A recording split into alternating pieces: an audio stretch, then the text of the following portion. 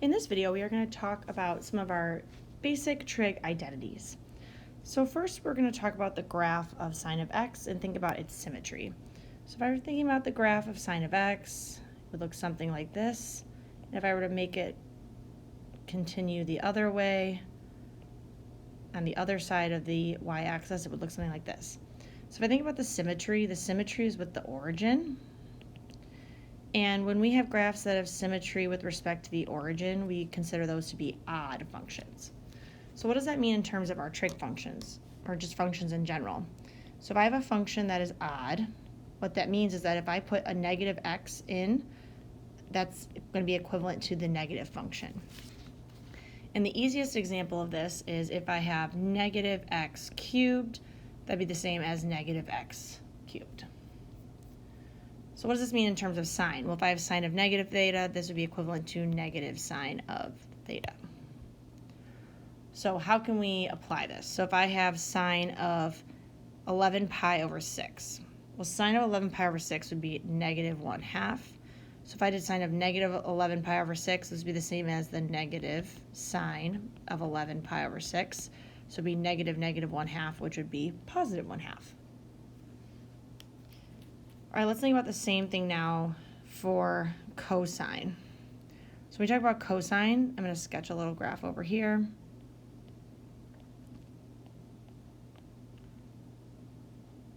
then if I were to continue it on the other side, it would look like this. And so my cosine has symmetry with the y-axis. And so functions that have symmetry with the y-axis, we consider those functions even. So what does that mean in terms of functions? Well, if I have a function that is even, that means if I put negative x in, it's just going to be equivalent to f of x. So the most simple example of this, if I do negative x squared, that's equivalent to x squared. So therefore, if I have cosine of negative theta, it's just going to be equivalent to cosine of theta. So let's put this into action. If I have cosine of pi over 6, that would be root 3 over 2. If I have cosine of negative pi over 6, again, that's just going to be equivalent to cosine of pi over 6, so it's still going to be root 3 over 2. All right, now we haven't graphed tangent yet, but if you were to pull it up on Desmos, our tangent graph would look something like this. It actually goes through the origin, it goes like this. We're going to have some asymptotes, spoiler alert.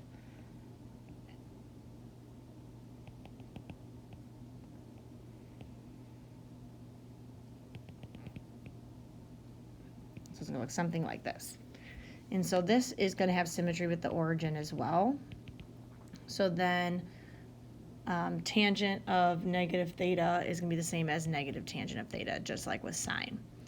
So if I have tangent of 3 pi over 4, so 3 pi over 4 is in quadrant 2, so it's going to be negative 1. Then I know that tangent at negative 3 pi over 4 is the same as negative tangent of 3 pi over 4, so it would be negative 1 or positive 1. All right, now let's look at some diameter identities. So if we're thinking about our unit circle, if I think about sine, and I think about if I add or subtract pi from sine. So let's do something really easy. So sine at pi over 2 is 1. And if I go the distance of pi around to 3 pi over 2, my sine would be negative 1. So we can see that my symbols are going to be opposite. Same with cosine. I could do the same idea. If I'm at 0, and then I go pi distance, I would have negative 1. So again, cosine is also going to be opposite sign with these identities. Versus tangent. So I'm going to use tangent of pi over 4 as an example. I know the tangent is 1 at pi over 4. If I go pi around to 5 pi over 4, then my tangent is also 1. Same if I were doing it, so if I do think about 3 pi over 4, my tangent's negative 1, and at 7 pi over 4, my tangent's also negative 1. So if I go around pi, my tangent's actually the same sign. So what does this mean? This means if I add or subtract pi, I'm going to get opposite of sine of theta. If I add or subtract pi with cosine, I'm going to get opposite cosine of theta.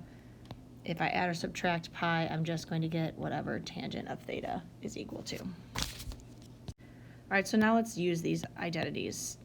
So if I'm using odd even, I can think about sine of 60 as negative sine of 60. And so sine at 60 is root 3 over 2, so it's going to be negative root 3 over 2. Cosine of 30 degrees, negative 30 degrees is the same as cosine at 30 degrees, which is just root 3 over 2. Tangent at pi over 6 is the same as negative tangent of pi over 6, which, all right, so at pi over 6, I might need some scratch room. My coordinate at pi over 6 is root 3 over 2 comma 1/2. So if I do y divided by x, which is going to be y times the reciprocal of x, I'm going to get root 3 over 3, but it's going to be opposite, so negative root 3 over 3. Secant relates to cosine, and cosine means that the secant is just going to be the same as the secant of positive 120. So at 120 degrees, my cosine is negative 1/2. So that means my secant would be negative 2. This is the same as the opposite of cotangent at 5 pi over 4. Well, at 5 pi over 4, my cotangent is 1, so this would just be negative 1. And then cosecant is related to sine. So cosecant of negative pi over 4 is the same as the negative cosecant of pi over 4. So if I think about the sine at pi over 4, it's going to be root 2 over 2. So the cosecant is just root 2, but it's going to be negative root 2. Now, using our odd-even identities, if I know that sine of theta is 3/5, then I know that using the diameter identity, this would be opposite of sine of theta, so it's going to be just negative 3/5. If I have tangent of theta equals negative 7 over 24, when I do the identity, it's just equivalent to tangent. It does not change sign, so it's still just going to be negative 7 over 24. All right, now we are going to use our diameter identities and our negative identities to help us solve some of these. So secant of alpha is the reciprocal of cosine. So if I take the reciprocal of cosine and rationalize it, I'm going to get negative 3 root 2 over 4. Sine of negative theta is the same as negative sine of theta, so it's going to be negative 1/3. Tangent is your sine divided by your cosine, or it's going to be my sine times the reciprocal of my cosine. And then I have to rationalize. So I'm going to get negative root 2 over 4. Cosine of negative alpha is just the same as cosine of alpha, because cosine is an even function. So it's just going to be negative 2 root 2 over 3. Well, cotangent of negative alpha is the same as cotangent of negative alpha, negative cotangent of alpha. So if I look at my unrationalized tangent, it was 1 over negative 2 root 2. So cotangent is the reciprocal of tangent. So cotangent then would just be negative 2 root 2 over 1, which is just negative 2 root 2. But it's opposite, so it's going to be positive 2 root 2. All right, diameter identity is this is the same as the opposite of sine. So negative 1/3. This is just the same as tangent, which I found in number 11. So it's just going to be negative root 2 over 4. Secant follows the same rules as cosine, so it's going to be opposite of secant.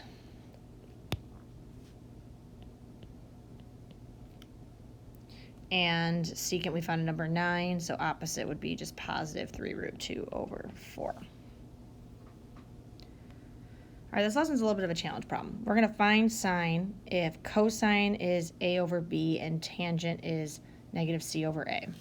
So basically, what fraction would I have to put sine times the reciprocal of cosine is going to equal tangent? Well, notice tangent has no b's in my problem, so I'm going to put a b on the bottom here because then I know my b's will simplify. And I'm also going to need a c because my c is going to be there. So I'm going to have negative, so I'm going to say that my sine of theta is negative c over